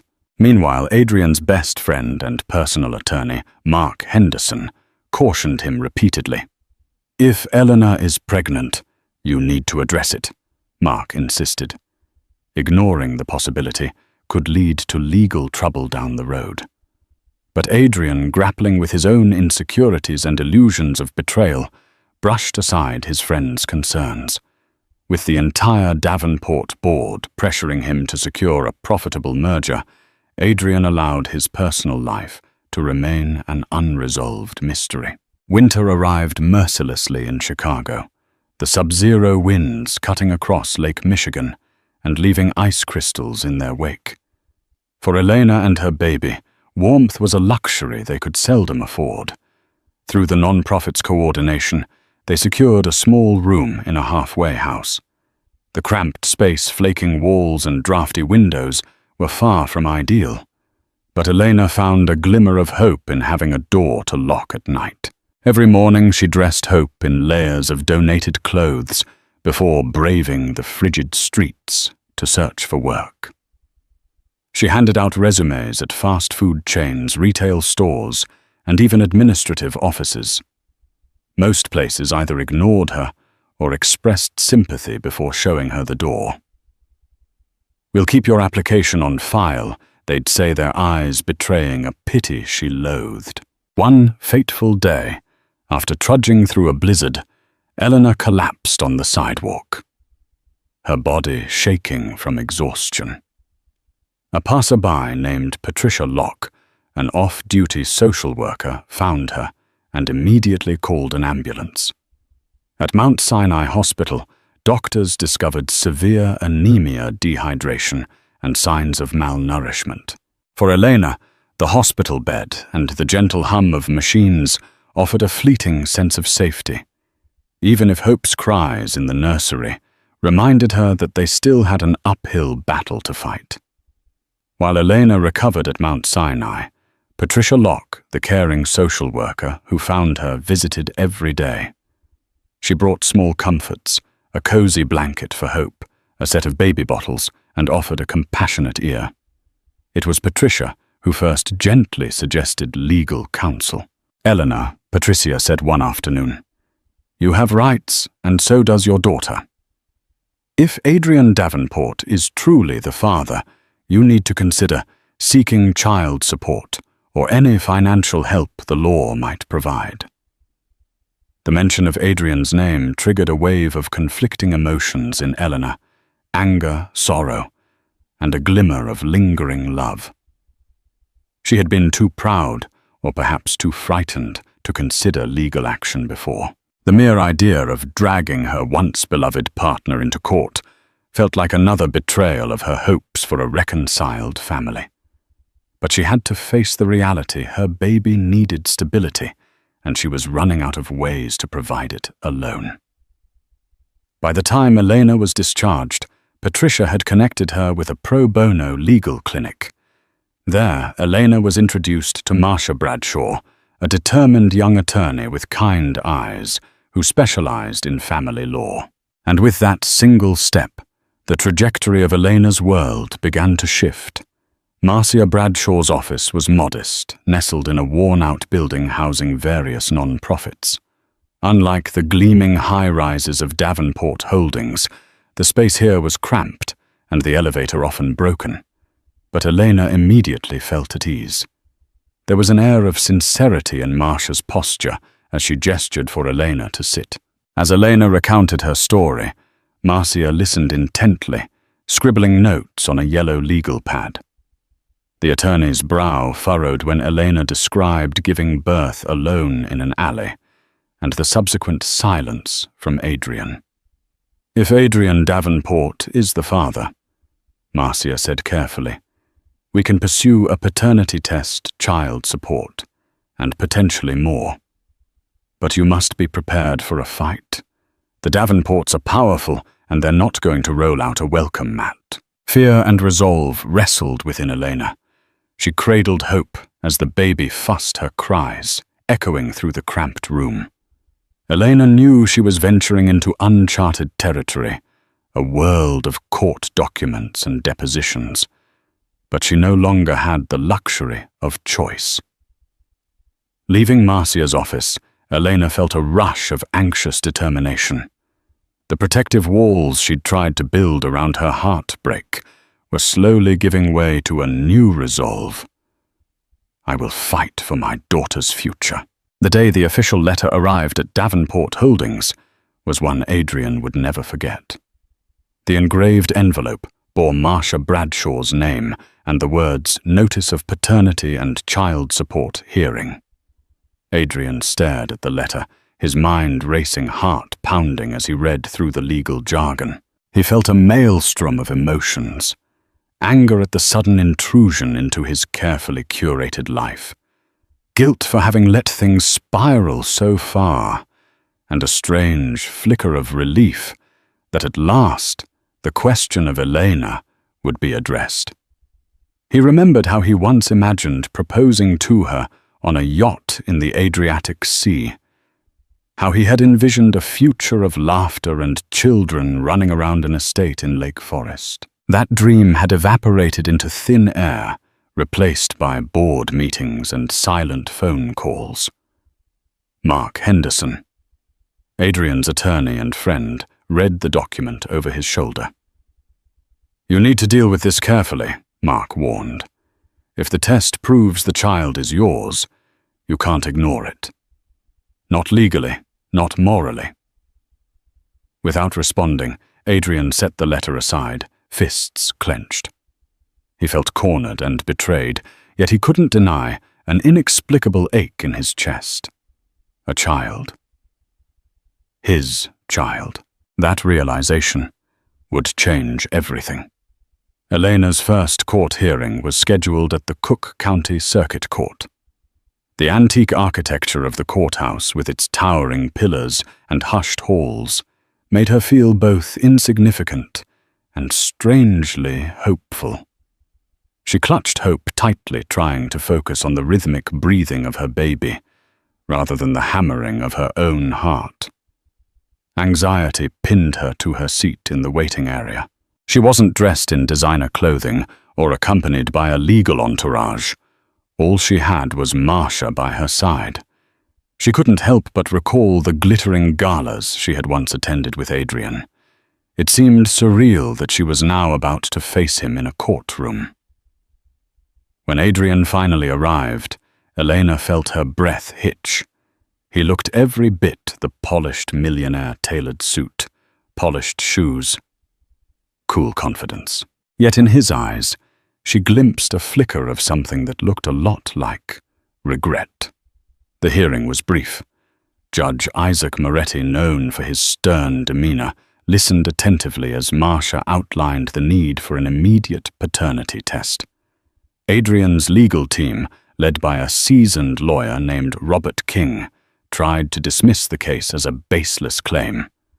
But Judge Moretti ordered the test without hesitation, setting in motion the legal machinery that would forever link their fates. The paternity test results came back positive. Adrian Davenport was indeed Hope's father. The news spread through the corridors of Davenport Holdings like wildfire, fueling office gossip and shaking the family's pristine image. Adrian's stepmother, Lucinda Davenport, practically frothed at the mouth with indignation, convinced Elena was nothing more than a cunning gold digger. Behind closed doors, Adrian's board of directors were not pleased either. The timing could not have been worse. Davenport Holdings was on the cusp of closing a multi-million-dollar deal with Morgan Stanley, and shareholders feared negative press might jeopardize the negotiations. Whispers of damage control echoed in the executive suites, while social media buzzed with rumors, speculation, and paparazzi snapshots. For Elena, the test result was a bittersweet vindication. She had never doubted who Hope's father was. But seeing the official paperwork gave her a momentary surge of courage. Marcia assured her that the next steps formalizing child support, possibly negotiating custody rights, were well within her legal claims. Still, a pang of sadness clung to her. Despite her anger and hurt, a small part of her had yearned for an apology or some show of remorse from Adrian that went beyond mere legal obligation. But for now, the fight had only just begun, as the public eye turned toward the unfolding drama media outlets, scrambled for angles. The Chicago Tribune ran a headline, "Millionaire Heir, Adrian Davenport, in Paternity Scandal." Talk shows, tabloid websites, and social media hashtags proliferated. Meanwhile, Elena found herself fending off reporters who camped outside the shelter, where she sometimes volunteered, eager to snap pictures of her with hope. Marcia advised Elena to maintain privacy and focus on the court proceedings, but the relentless intrusion weighed on her. She worried about how the press would frame her story. She was not a schemer, nor was she some naive girl chasing a wealthy man's fortune. She was simply a mother, fighting for her child's rightful support. Adrian, on the other hand, had spun into a crisis management frenzy. Robert King arranged a discreet meeting with Marcia to gauge the possibility of settling out of court. They proposed a lump sum of money in exchange for full custody, hoping to shield the Davenport name from ongoing scandal. Eleanor was appalled by the suggestion that she might sell her child to a father who had been absent throughout her pregnancy and her daughter's early months. For Elena, the lines were clear. She wanted Adrian to be involved in Hope's life, but not at the cost of being pushed aside like an inconvenience. A crucial turning point arrived when Marcia scheduled a mediation session. The goal was to see if a compromise could be reached without dragging the matter through a drawn-out trial. The sterile conference room in the courthouse felt suffocating, its white walls echoing even the slightest shuffle of papers. Eleanor sat on one side with Marcia. Adrian, flanked by Robert King, occupied the other. The mediator, a soft-spoken woman named Linda Moore, explained the process. "We're here to see if there's a middle ground," she said, her gentle tone attempting to melt the icy tension. Elena expected Adrian to open with a tirade or an accusation. Instead, he surprised her. I never meant for it to get to this," he began haltingly. I thought you'd moved on. I didn't know you were homeless or struggling. If I had known, He trailed off, his eyes flickering with guilt. For a second, Eleanor felt her heart soften. She recalled the tenderness he once showed her, the man who never hesitated to hold her hand in public, who spoke of building a family someday. But then she remembered the labor pains, the cold alley, and the desperate nights. That memory hardened her resolve. A real apology wasn't enough. She needed a sincere commitment to her and Hope's well-being. The mediation session ended without a resolution. Adrian insisted he wanted to be part of Hope's life, but Robert King recommended that Elena relinquish physical custody in exchange for generous financial compensation.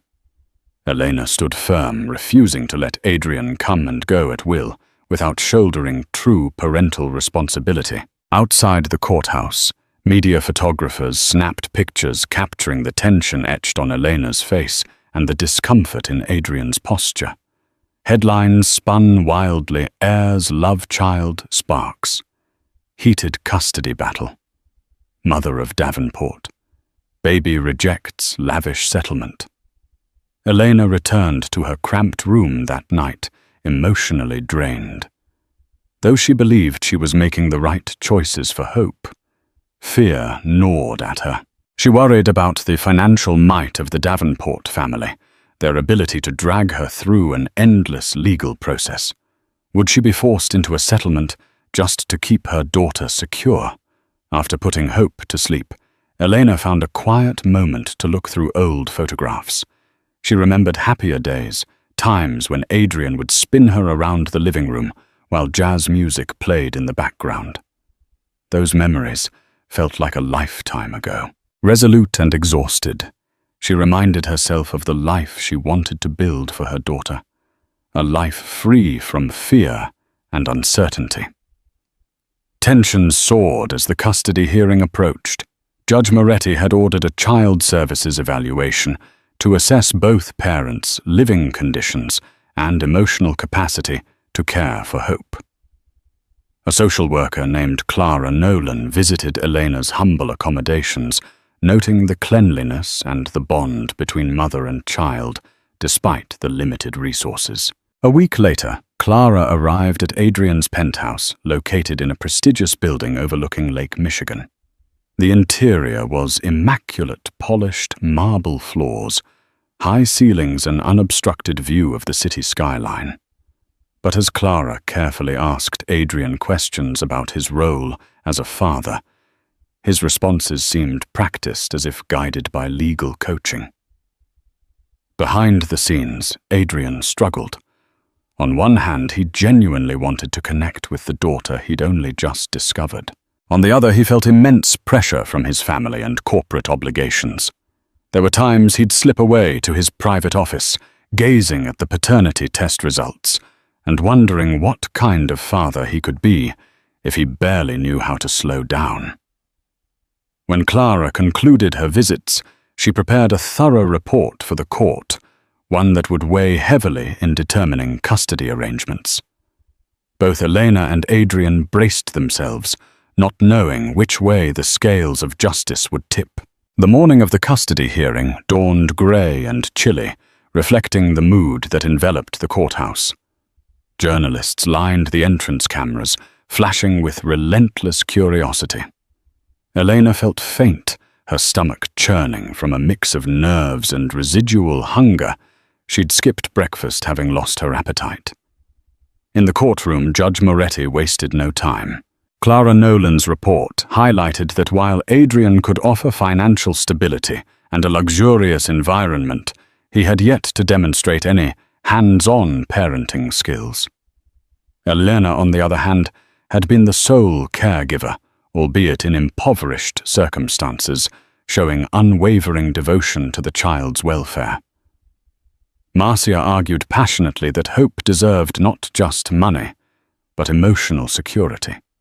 She insisted that uprooting the infant from her mother's care would be traumatic.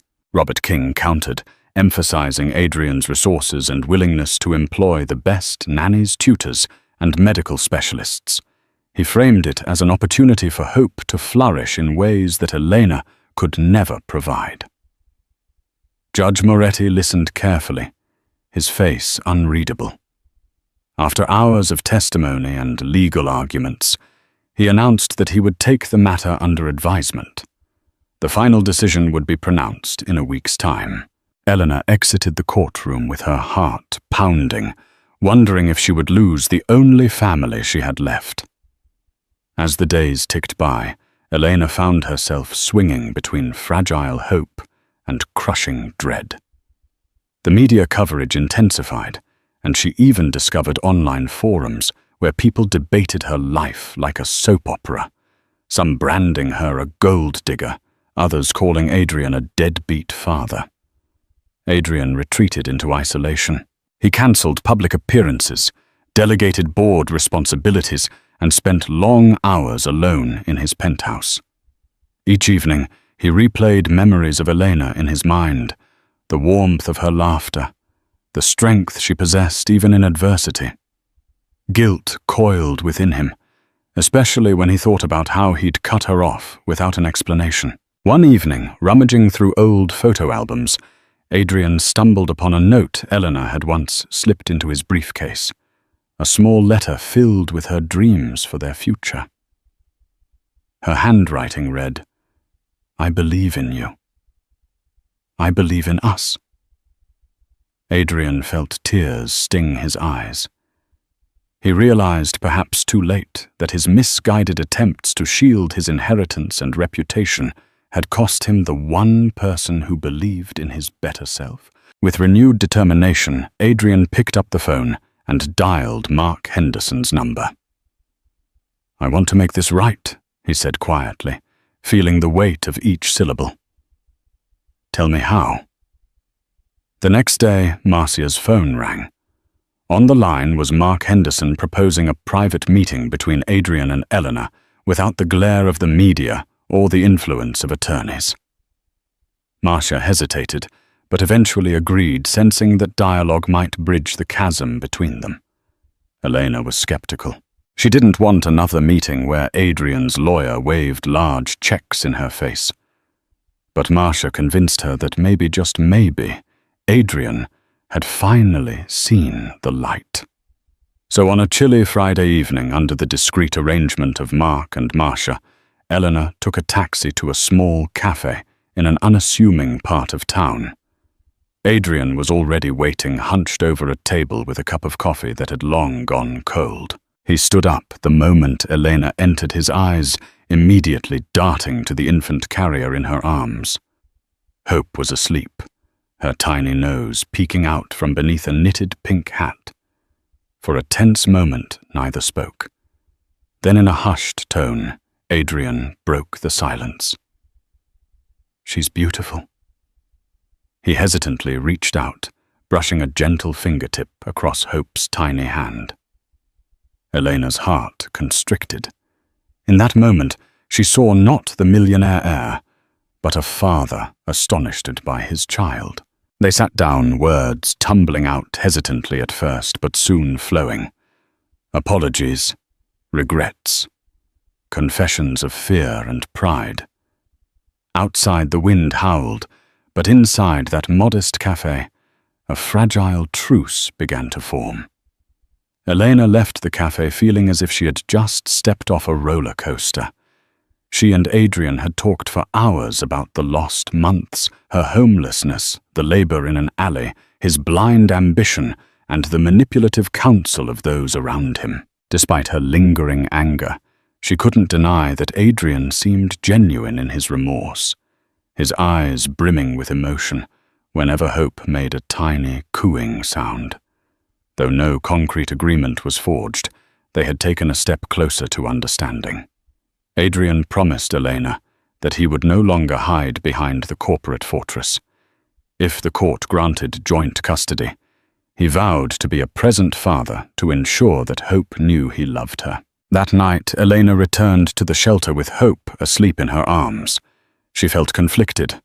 Her brain still cautioned her not to let her guard down, reminding her of the heartbreak she'd endured. Yet her heart yearned to believe that Adrian could be the partner and father he once promised to be. A new thought nestled into her mind. Perhaps the best scenario for Hope would be a cooperative relationship. But cooperation required trust, and trust was something they'd both shattered. For now, all she could do was wait for the court's ruling and see if Adrian's actions matched his words. On the day of the final custody decision, the tension within the courtroom was palpable. Lawyers stood at their respective tables, thick files and documents stacked high. Photographers waited outside, hungry for a shot that could capture victory or defeat. Judge Moretti took his seat, scanning the room before beginning. In the matter of Davenport versus Carter, regarding custody of the minor. Hope Carter, I have reviewed the Child Services report, listened to both parties, and considered the best interest of the child. His voice resonated with authority. Elena clenched her hands tightly. Marcia placed a reassuring hand on her shoulder. Adrian sat across from them, posture rigid.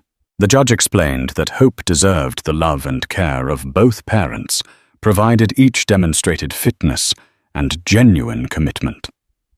To that end, Judge Moretti continued, I am granting joint legal custody to both parties.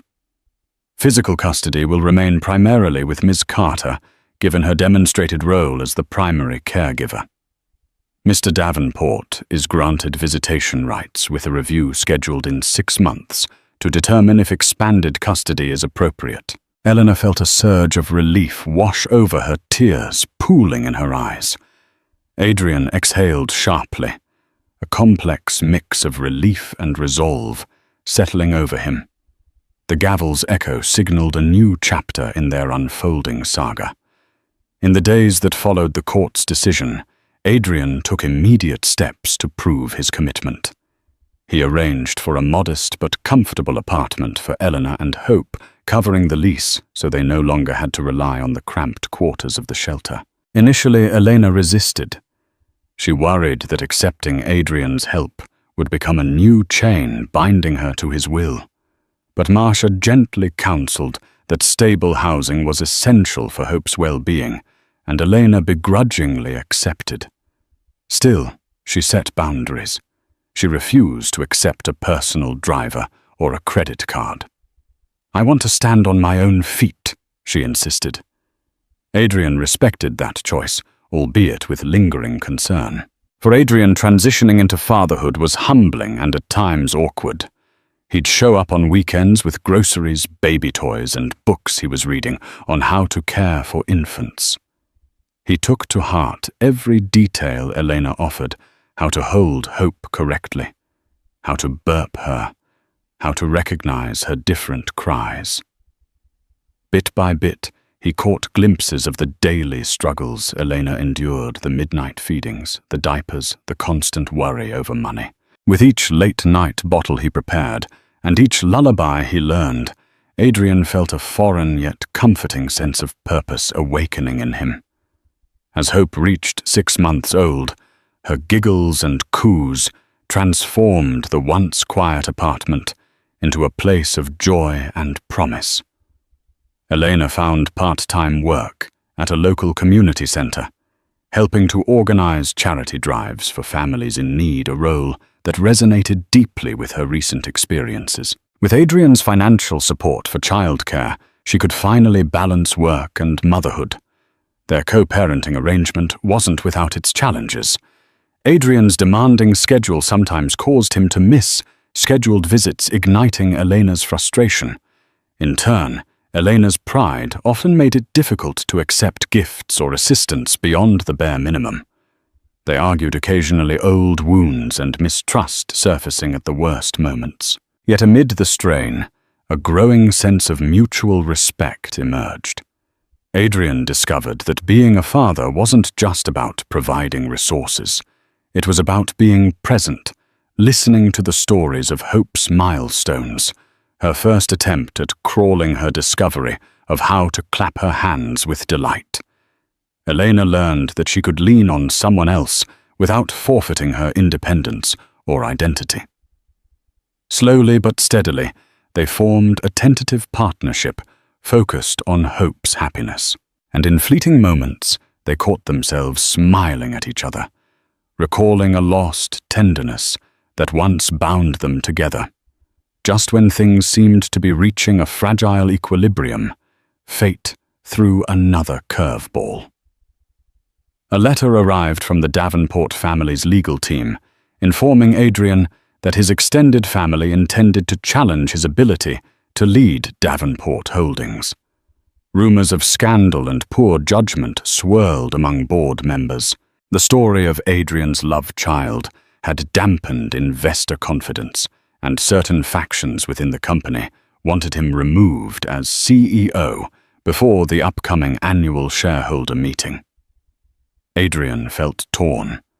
The pressure from the board forced him into endless strategy sessions, leaving him little time for his newly formed paternal duties.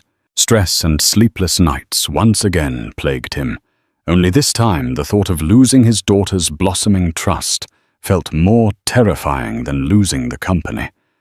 Elena noticed Adrian's sudden absences, the unread texts, the last-minute cancellations.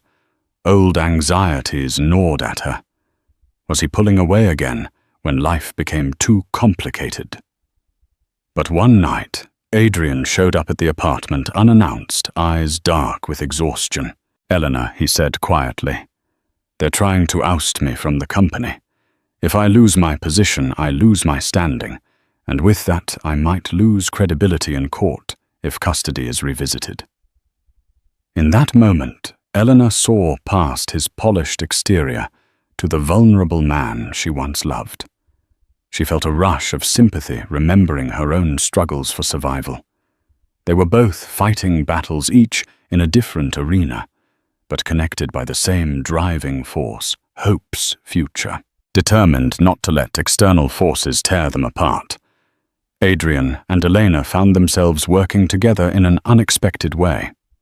While Adrian battled board politics, Elena, in her own quiet manner, stepped forward to defend him publicly. She gave a small interview to a local reporter, someone she trusted from her volunteer work, clarifying that Adrian was not the villain that tabloids painted him to be. "I won't deny our history is complicated," Elena said, cradling hope on her lap during the interview. "But Adrian Davenport has been stepping up as a father. He's learning, he's trying, and that means more to me than his net worth ever could." The interview went viral, eliciting mixed reactions. Some cynics claimed Elena had been bought off, while others admired her honesty. Yet the simple act of standing up for Adrian resonated with key investors who saw a different side of him. A man willing to own his mistakes and grow from them. As the annual shareholder meeting approached, the tension mounted. Adrian prepared presentations, gathered supportive statements, and readied a contingency plan if all else failed.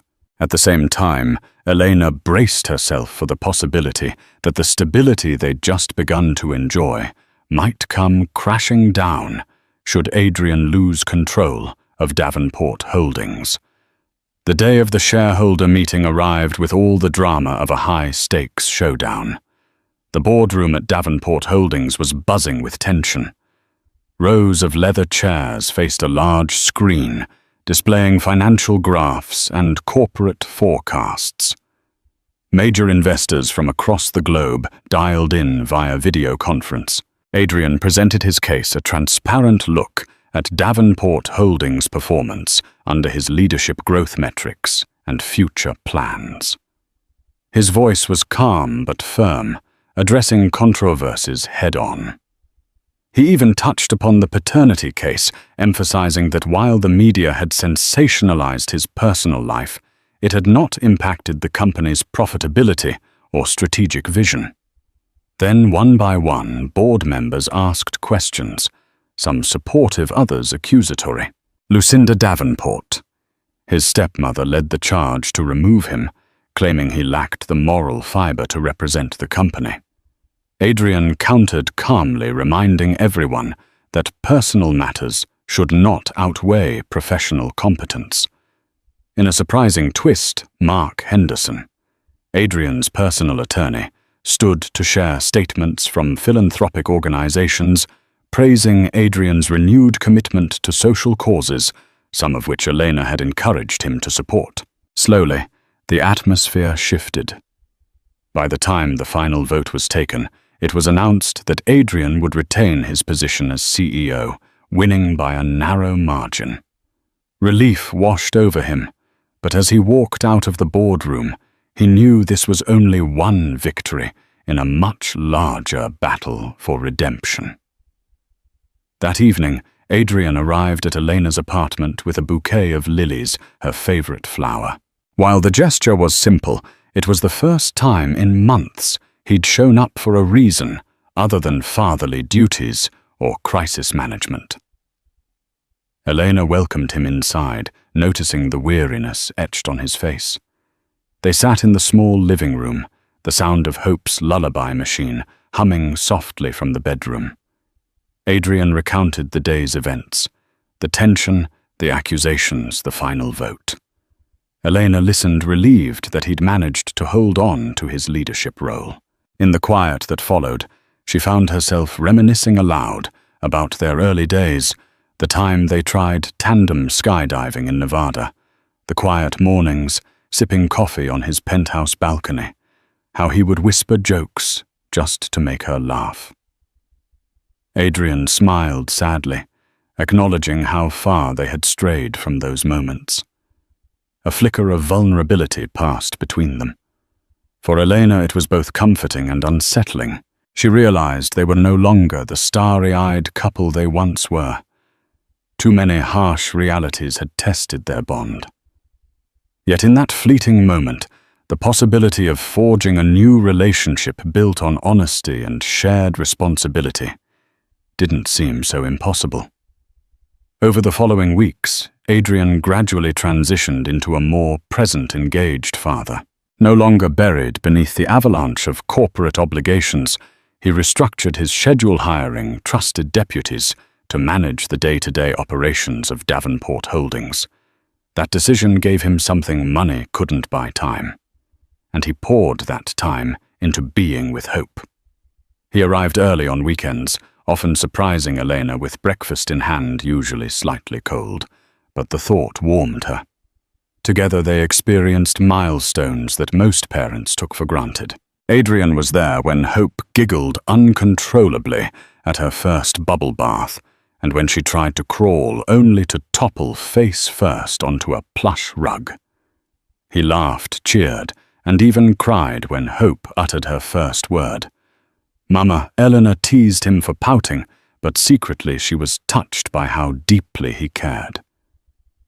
The community center where Elena worked was preparing for its biggest event, yet a charity gala supporting homeless mothers and children. It was a cause deeply personal to her, and she'd spent months helping to organize every detail. Nervously, she handed Adrian an invitation one evening. "You don't have to come," she said quickly. "It's small, nothing like the Davenport Foundation galas you're used to." Adrian studied the invitation. "Elena, if this matters to you, it matters to me." He insisted on donating, but she was firm. "Do it anonymously. I don't want anyone to think I'm parading you around for donations." He smiled. "Then I'll show up and clap the loudest when you take the mic."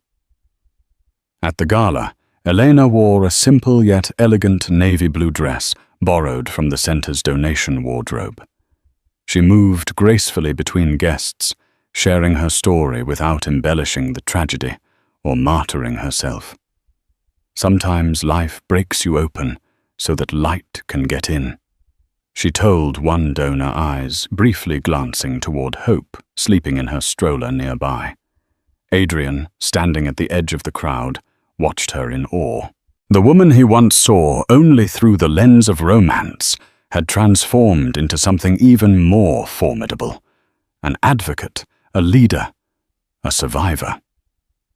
After her speech, which ended with a standing ovation, Eleanor found Adrian waiting for her in the hallway, holding 2 cups of punch and looking slightly overwhelmed. "You were incredible," he said. "Honestly, I've never been prouder." Elena looked at him, unsure how to respond. So much had passed between them. Betrayal, distance, hardship. But in that moment, she saw none of it. She saw a man slowly shedding his armor, trying to rebuild what he had once destroyed. Later that night after the event, as they sat on Elena's couch, while Hope slept soundly in her crib, they spoke of dreams not just for their daughter, but for themselves. Not the extravagant kind from their past, but quiet, meaningful ones, starting a literacy program at the center, traveling someday with Hope, maybe even writing a children's book together. Though the future remained uncertain, the bond between them deepened, forged not through romance but resilience. And from that place, something new began to bloom. One crisp autumn afternoon, golden leaves spiraled down from the trees as Adrian took Elena and Hope on a quiet outing to the Chicago Botanic Garden. The air carried the faint scent of pine and earth, and laughter floated on the breeze from nearby families enjoying the rare sunny day.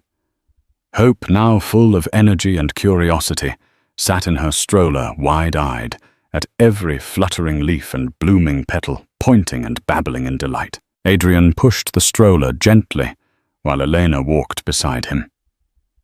Their steps unhurried for the first time in a long while. The sunlight glinted through the trees, casting shifting patterns on the path. It felt almost surreal after all the months of legal battles, sleepless nights, and heartbreak, to be here in a moment so peaceful and undisturbed. They paused near a small pond where ducks drifted lazily across the surface. Adrian reached into his coat pocket and pulled out a few breadcrumbs he'd brought along. "Let's give her her first duck-feeding memory," he said, smiling as he handed a few crumbs to Elena and crouched beside Hope. The little girl squealed with glee as Adrian helped her toss them into the water. When they found a shaded bench beneath a tall oak tree, Elena sat down and leaned back, watching as Adrian continued to entertain Hope with silly faces and animated animal sounds. The bond between them had grown stronger, unmistakably genuine.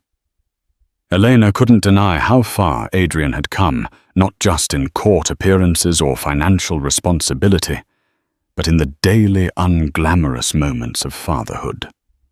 Adrian eventually joined her on the bench, sitting close, but careful not to presume too much. There was a long silence before he spoke. "I've been thinking," he said, eyes fixed on Hope, playing with a leaf in her tiny hands. "About everything. How far we've come, and how far I still need to go." Elena turned her head toward him, listening intently.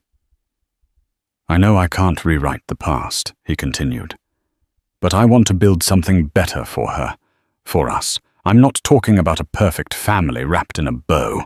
I know we're not there, but maybe we could try again. Not just as co-parents, but as something more." Elena felt her breath catch slightly. She looked down at their intertwined hands, remembering every low point, the alley, the courtroom, the nights when she doubted she could survive. And yet here he was, not the arrogant millionaire she had once feared, but a man learning to love with humility and care. "I don't have an answer right now," she said softly, brushing a wind-blown curl from her face. "But I'm willing to keep walking forward with you. One step at a time." Adrian nodded slowly, clearly moved. "That's all I could hope for." As the sun dipped lower and the shadows lengthened, the three of them sat in quiet harmony, watching the ducks glide across the pond. It wasn't a fairy tale ending, but it was real. It was healing, and it was theirs. 3 months later, the sharp bite of winter had returned, but Elena Carter no longer feared the cold. She stood inside a modest but warm townhouse nestled on a quiet street in Evanston, a far cry from the shelter beds and crumbling walls of her past. The house was part of a new chapter she and Adrian had begun, one rooted not in old promises, but in careful progress. They had agreed to co-parent under one roof, not as lovers, but as partners in raising their daughter. Separate bedrooms, separate routines, but shared goals and growing respect. Hope toddled across the hardwood floor in mismatched socks, giggling as she clutched her favorite stuffed bear. Adrian sat cross-legged nearby, trying to baby-proof the bookshelf with instructions that might as well have been written in Greek. "These screws are evil," he muttered, prompting a laugh from Elena as she walked in with 2 mugs of tea. They still clashed now and then over money, over chores, over what constituted a suitable bedtime snack. But unlike before, they had learned how to listen. Arguments no longer escalated into cold silences. Instead, they ended with open conversations and quiet apologies. It was messy, imperfect, and very human. Their evenings had taken on a quiet rhythm. After Hope's bath, they'd gather in the small living room, with warm blankets and board books.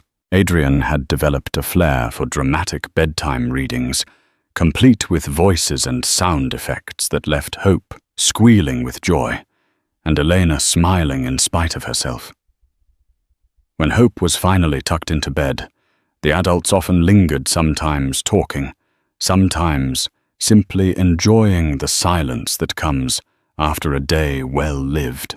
One night, as snow flurries drifted past the window, Elena turned to Adrian and shared a new idea she'd been working on, expanding the community center's outreach to include legal aid and early childhood support. Adrian, genuinely impressed, offered to connect her with some of his philanthropic contacts, not as a favor, but as a collaborator. "You're building something powerful, Elena," he said. "It deserves the spotlight." "And you," she asked, "what are you building now?" He hesitated. "I think I'm learning how to build a life, not just a legacy. Something real. Something that doesn't disappear when the cameras turn off." They exchanged a long glance full of unspoken understanding. There was no rush to define what they were neither fully reconciled nor completely apart. What mattered was the space they'd created, one of safety, of effort, of love, expressed in small daily acts. Elena often thought back to that night in the alley, shivering, terrified, alone. It had marked the beginning of the hardest chapter in her life, but it had also led her here, to warmth, to healing, to possibility. As hope stirred softly in her crib, her tiny breaths echoing through the baby monitor, Elena whispered into the quiet, "We're going to be okay." And for the first time in a long while, she truly believed it. Their journey had been anything but easy, from betrayal to legal showdowns, from lonely nights on city streets to the glaring lights of a courtroom. Yet somewhere along the way, Eleanor Carter and Adrian Davenport found a fragile strength they never knew they possessed. Through bitter truths and hard-fought compromises, they discovered that genuine love goes beyond a lavish bank account or an ironclad legal contract. It's built on presence, understanding, and an unwavering commitment to giving Hope the life she deserves. As their story continues to unfold, one truth remains clear. No matter how rocky the path, redemption and new beginnings are always possible with courage and determination. If you found inspiration or solace in this tale of resilience and the power of a parent's love, please hit that like button, share it with your friends, and subscribe to our channel. Your support helps us bring more stories that touch the heart and awaken hope. Thank you for watching.